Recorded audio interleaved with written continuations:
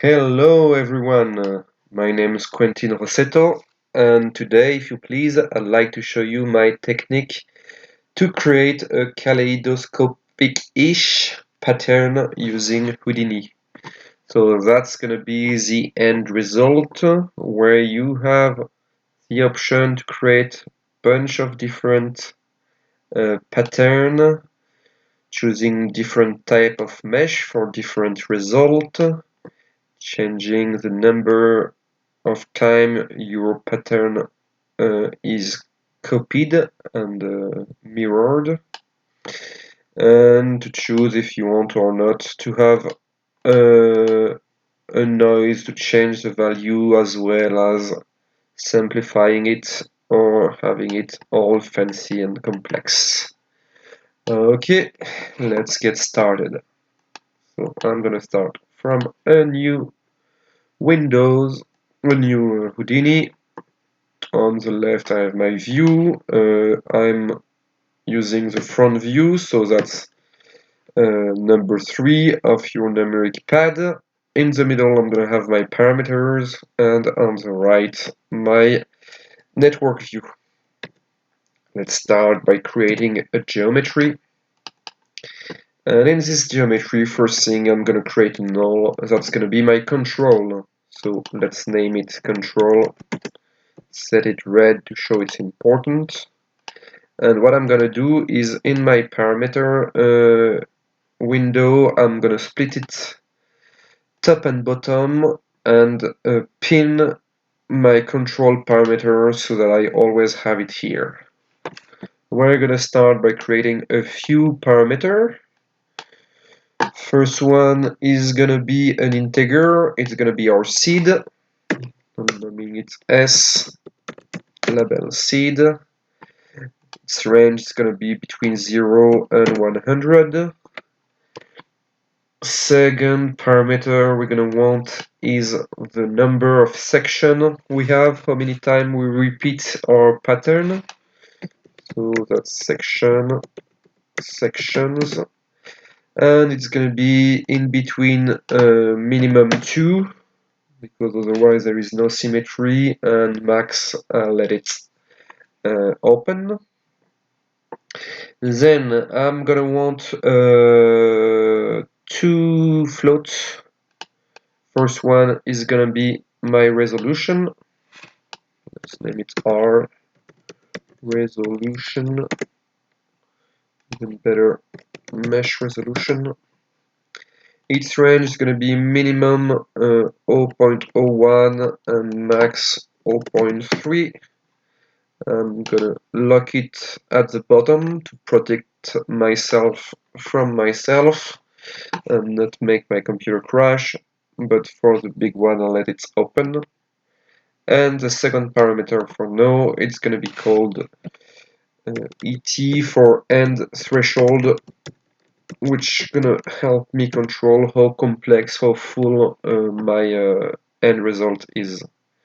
And its range is going to be between 0 and 0.9, because if it goes to 1, then you don't see anything. Apply, accept, and I can see I now have my 4 parameter. Let's put some random value to start.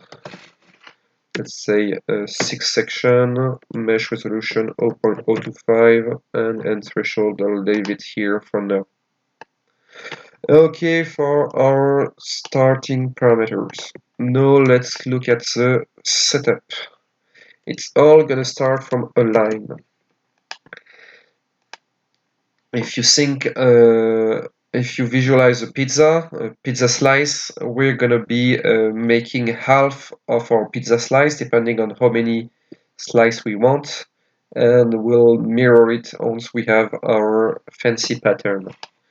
So we have a line. I'm gonna transform it in the z-axis, depending on how many slices I have.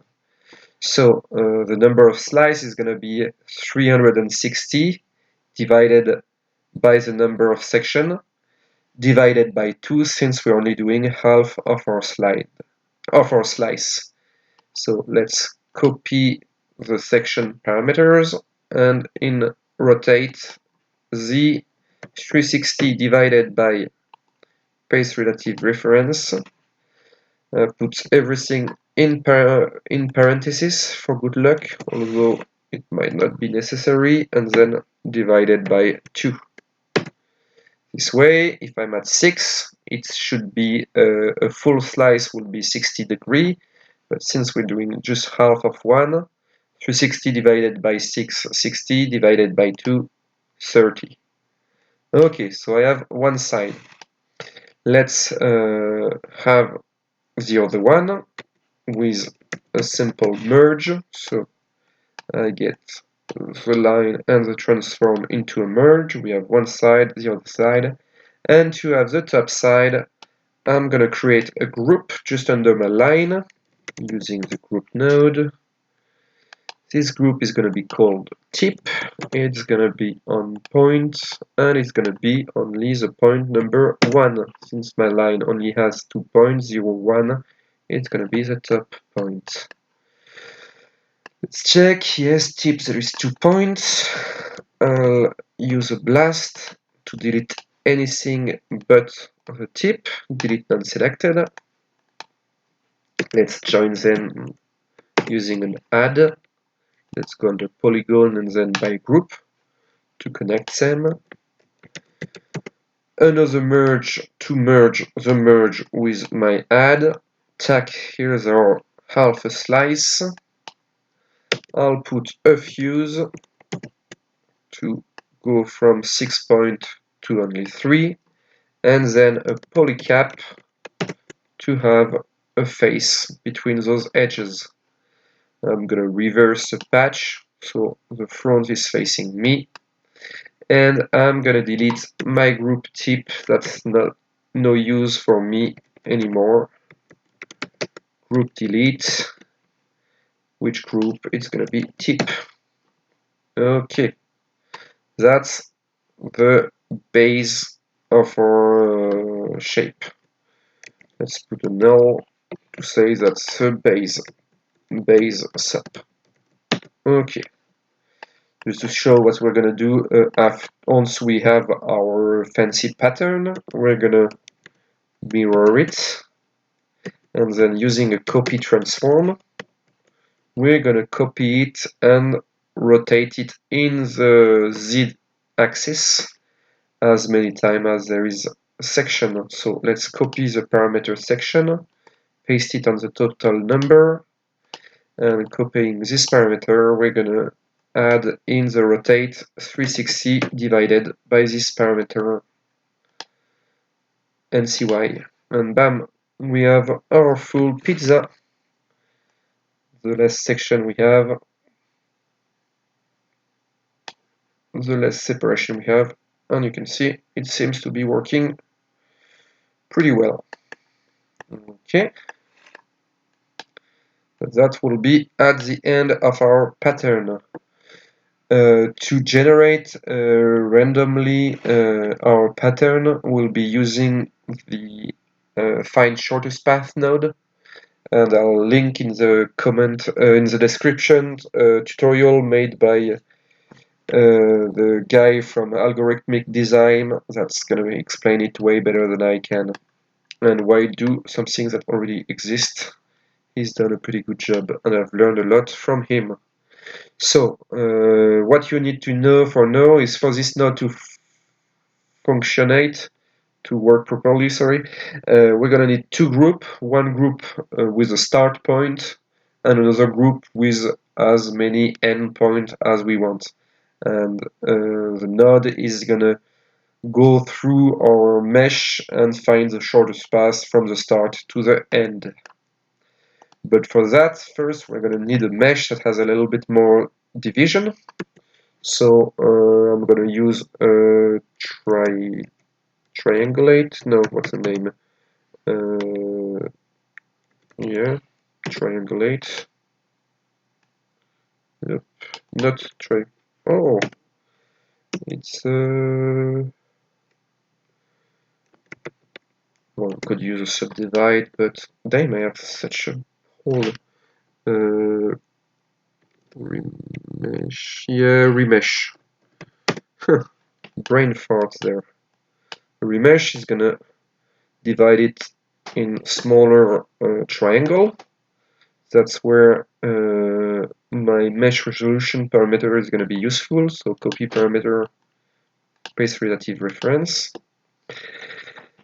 And to have something a bit more interesting, I like to put a subdivide behind so that I have more angle possible for my pattern to go.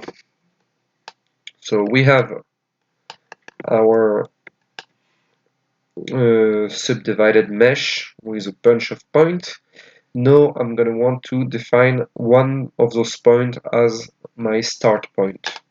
For that I'm going to use a scatter node.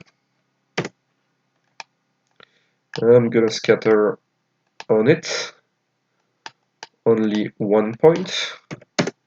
And in this scatter I'm going to copy I'm going to change the global seed based on my seed from my control. So copy parameter, paste relative reference. This way when I change my seed, it changes where the pattern starts, and then it changes the pattern. And now that I have a point defining where I want the pattern to start, I have to be able to select from my mesh the point nearest to this scatter point. So for this I'm going to use a point wrangle, which is going to need two inputs. So first one is my subdivided mesh, second one is my scatter. First thing, I'm going to need to get the position of this scatter point inside a vector.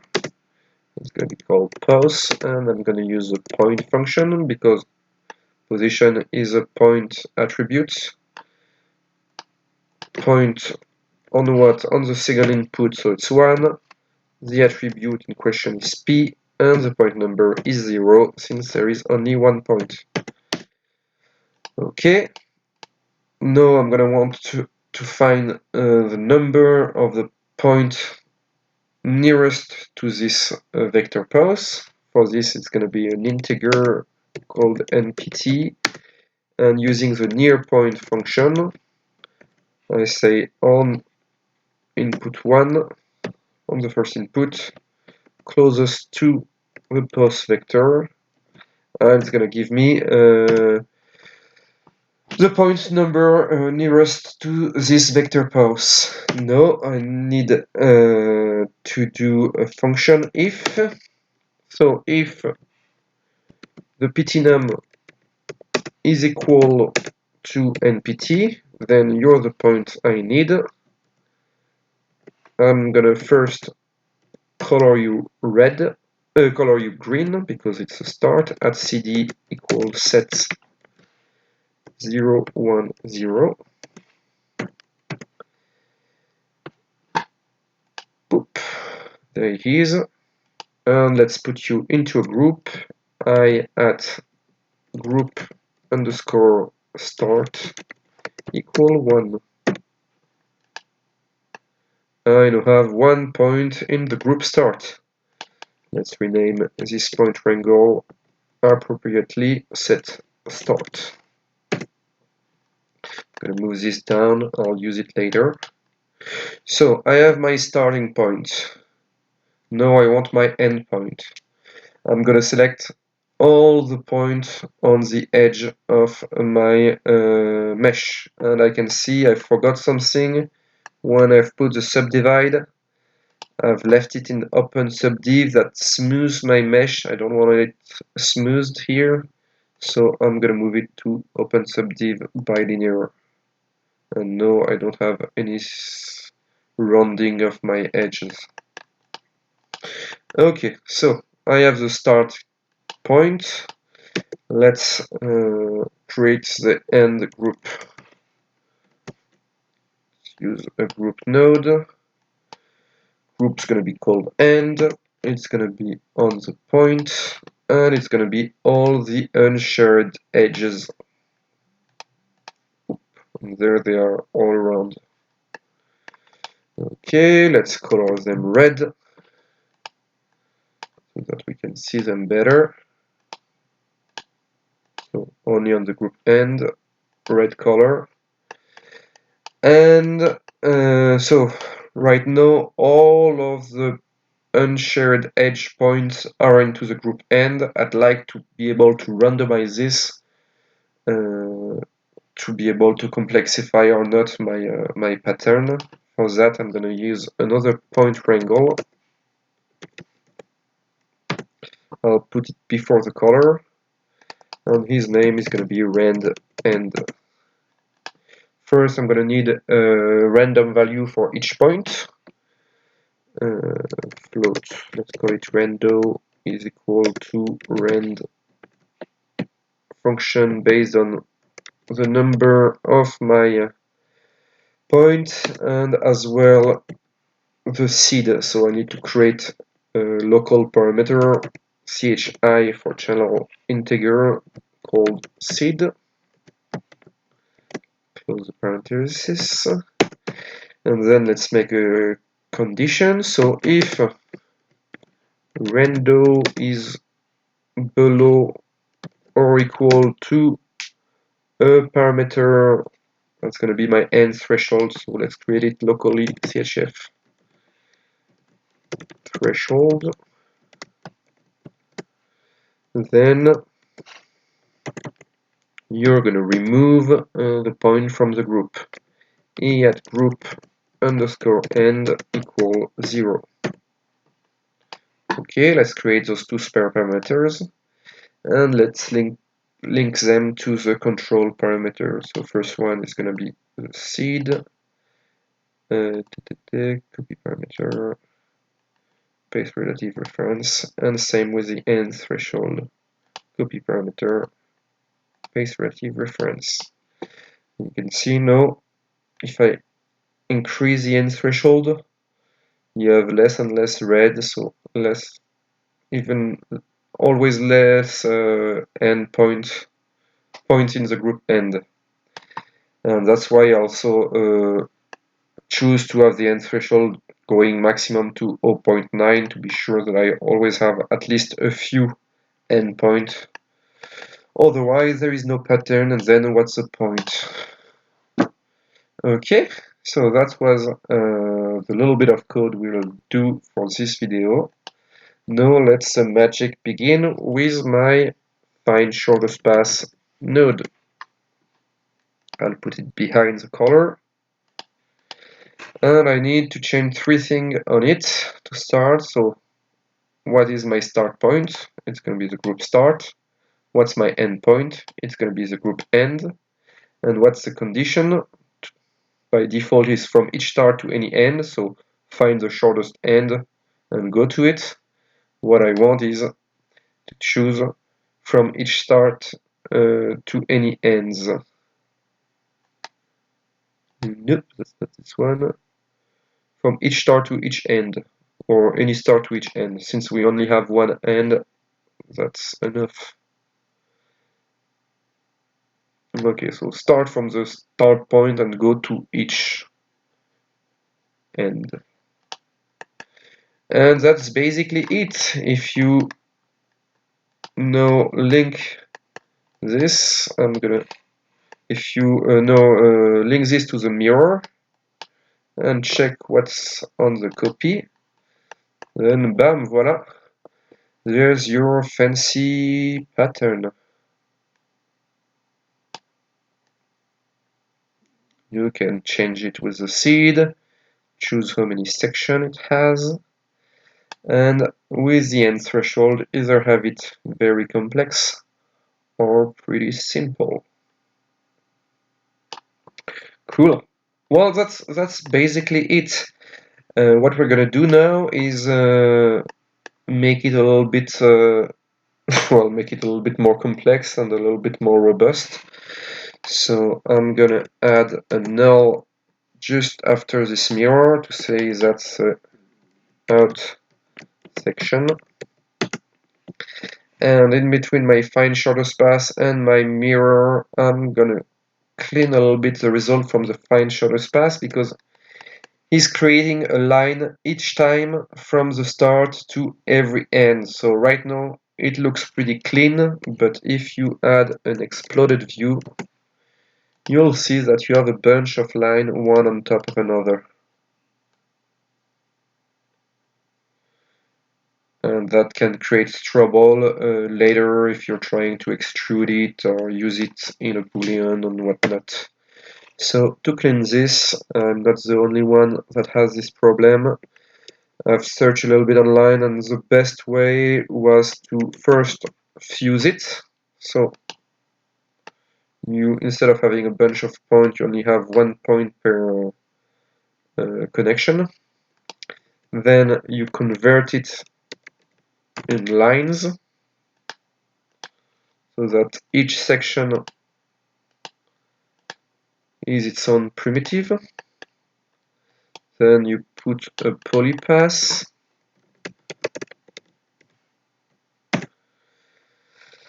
That's going to reduce the number of primitive to what's better.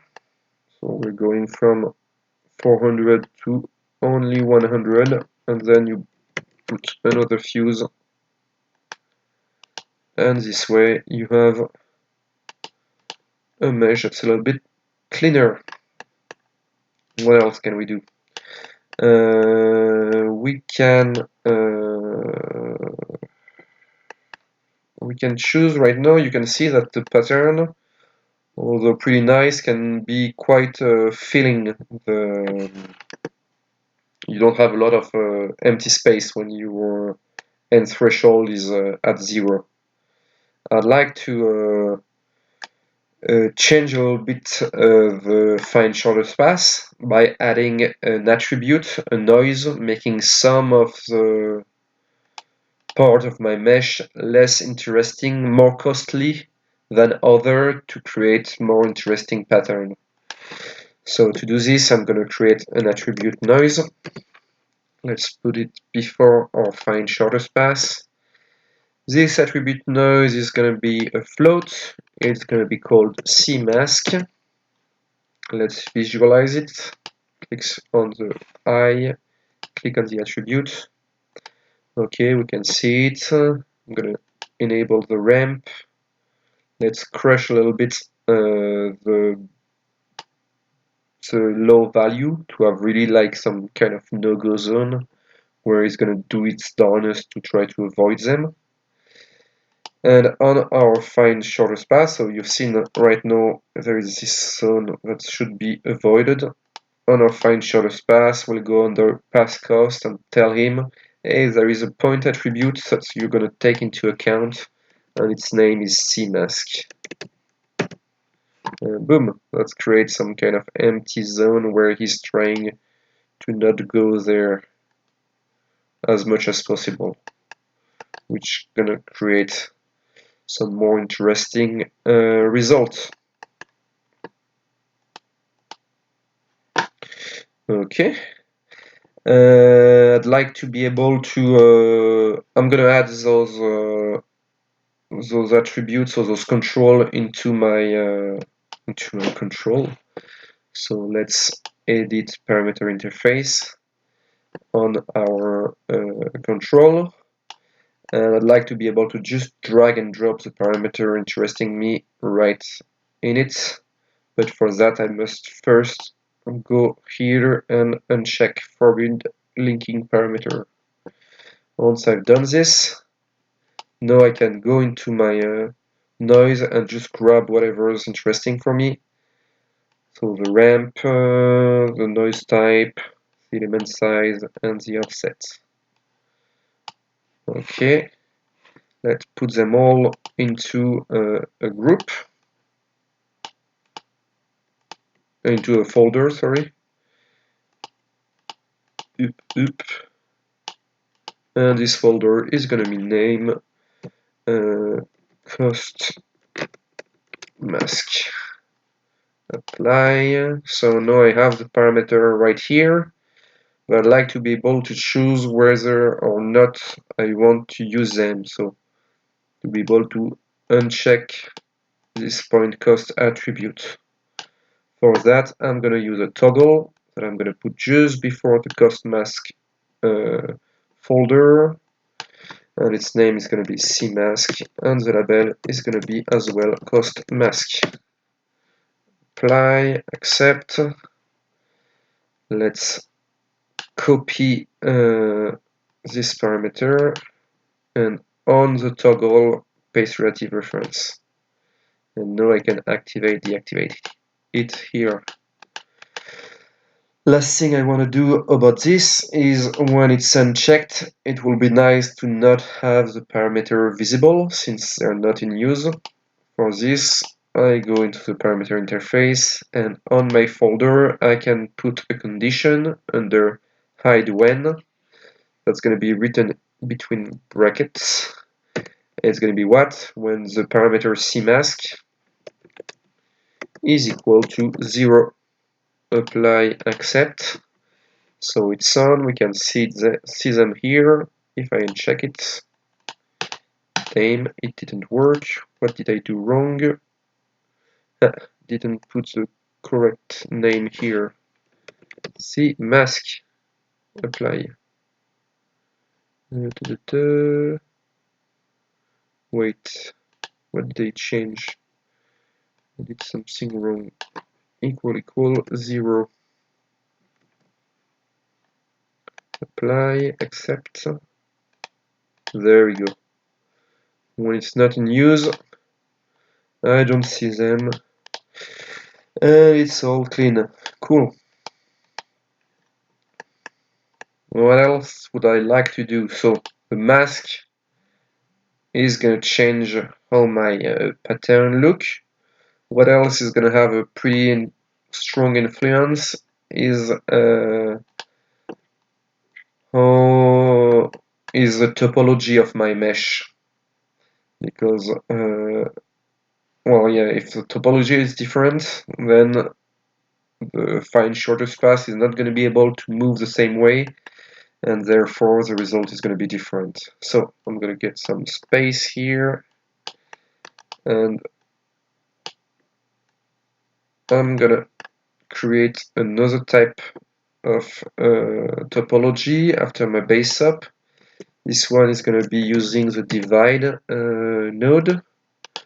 So first divide node, I'm going to uncheck convex polygon because what's interesting me here is breaker polygon. Let's copy the x parameter, paste relative reference on the z, and in the x we're going to copy our mesh resolution parameter, paste relative reference there. Now I have only a 90 degrees angle. If I put a switch after my subdivide, I can directly see the result. So on the switch, let's put it to 1. So we're selecting this path of our graph. Let's go completely down to see the result. And you can see now we have something way more square. Different mesh, different result. What you can do also to change the look would be to have another divide after the first one, so that you also have 90 degrees angle, but as well 45 degrees. Put it on third point on the switch, and now by having 3 different type of mesh, I can have 3 different type of pattern. Let's add this to our control. Edit parameter interface. It's gonna be an integer. Let's put it just before mesh resolution. Let's name it mesh type.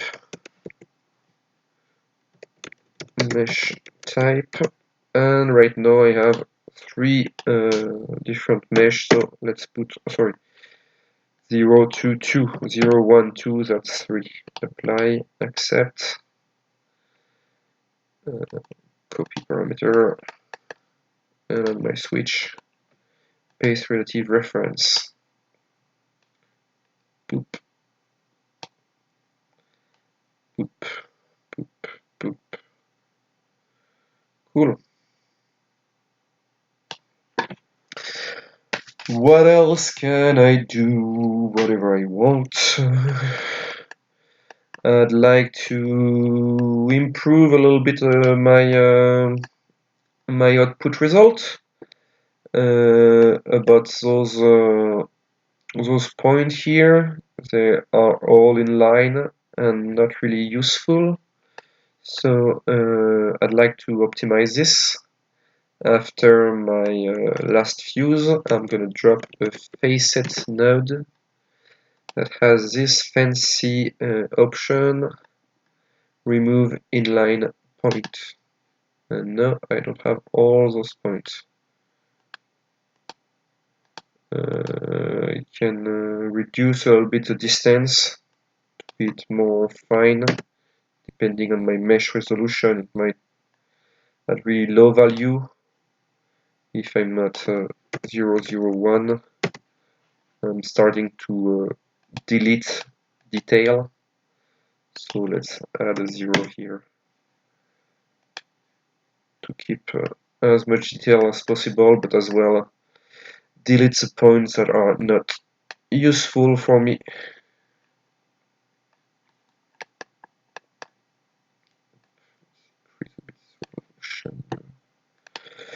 Okay, what else would I like to do?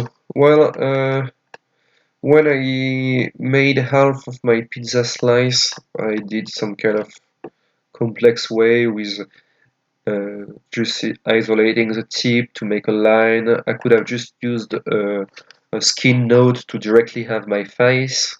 But what's nice doing it this way is that I can change a little bit the shape of my pizzas, the top of it, by adding a point in the middle and then controlling the position of this point to have a spike if I'd like to have this. So I'm back at the start of my setup. After the blast and the add, I'm gonna drop a resample node. And in this resample, I'm gonna tell him I don't want you to divide by maximum segment length. I want to tell you how many segments I want, and that's 2. This way I now have only 3 points, and the point in the middle is point number 1. And using a transform, I can now change the position of point number 1. Group type is going to be point, and if I change the uniform scale, yep, I can have it go up, go down, and you're going to see the result at the end. I can now have this kind of shape for more interesting result. Let's add this to our control. Edit parameter interface. I'm gonna drop a float. Let's put it after our mesh resolution. Let's call it spikes. Spikes. And it's gonna be between 0 and 0.5. Apply, accept. Let's copy the parameter. And on my transform, I'm gonna say 1 minus this parameter. It's difference. This way, 0, there is no spike. 0.5, there is some pretty nice spikes. Cool! We could go on and keep adding other type of mesh and all the rules, but I think you get the gist. That's that's my solution to create this kind of pattern. I hope that might be useful for you. It's been for me. If you have any better way, I'll be happy to learn it and try to implement it. And that will be all from me today. So take care of yourself, create beautiful things, and I'll tell you, see you next time. Okay, bye bye everyone.